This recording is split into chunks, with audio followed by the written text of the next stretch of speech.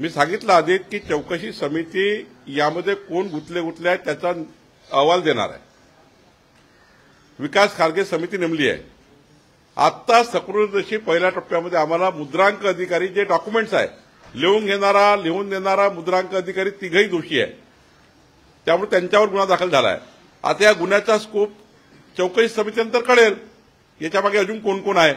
त्यामुळे जो दोषी असेल त्याच्यावर सरकार कारवाई करेल. अंजली दमाने यांनी तुमची भेट घेतली त्यानंतर त्यांनी अशी प्रतिक्रिया दिली की या प्रकरणामध्ये जी समिती आहे त्यामध्ये 5 अधिकारी हे पुणे जिल्ह्यातले आणि अजितदादा पालकमंत्री पुणे जिल्ह्याचे असताना त्यांच्या जिल्ह्यातले अधिकारी त्यांच्या किंवा त्यांचा ज्या प्रकरणात सहभाग असल्याचे दिसते त्याची निष्पक्ष चौकशी करतील. या प्रकरणामध्ये 5 अधिकारी महत्वाचे आहेत.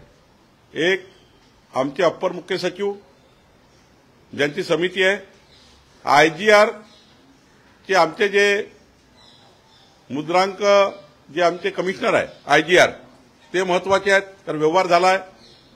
सेटलमेंट कमिशनर महत्वाचे आहे कारण जमिनीचा त्या ठिकाणी महसुली जमीन आहे. डिव्हिजनल कमिशनर महत्वाचे आहे त्यांना आम्ही घेतलेला आहे. आमचे उपसचिव जे त्या विभागाचे आहेत त्यांना घेतलेला आहे.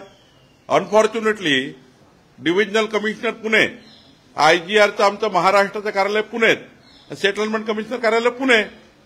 जर या राज्याचे वरिष्ठ अधिकाऱ्याचे मुख्य कार्यालय पुण्यात असतील तर त्या ठिकाणी मग त्यांनाच घ्यावं लागतं आहे.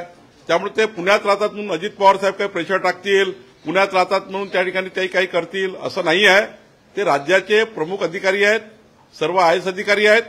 चुकीचं त्या ठिकाणी चौकशी करणार नाही आणि पूर्ण वेळ लक्ष सरकारचं आहे. माननीय मुख्यमंत्री रोज लक्ष देऊन आहे चौकशीवर. आम्ही लक्ष देऊन आहोत. कुठेही गडबड होणार नाही. पश्चिम विदर्भामध्ये गेल्या 10 महिन्यामध्ये 888 नगरसेवकांना शेतकऱ्यांनी आत्महत्या केलेल्या आहेत.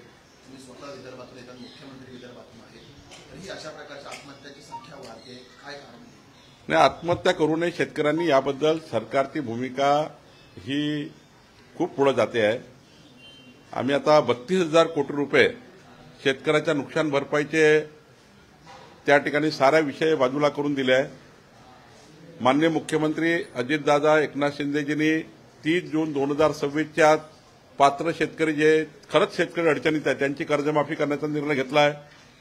पुढच्या काळात शेतकरी कर्जबाजारी होणार नाही याकरता काय त्या ठिकाणी शेतकऱ्याला कायमस्वरूपी त्या ठिकाणी उपाययोजना दिल्या पाहिजे याकरता आम्ही काम करतोय. आपल्या माध्यमातून शेतकरी बांधवांना माझी विनंती आहे की कुणी आत्महत्या करू नये. सरकार पूर्ण पाठीशी आहे. सरकार काम करत आहे.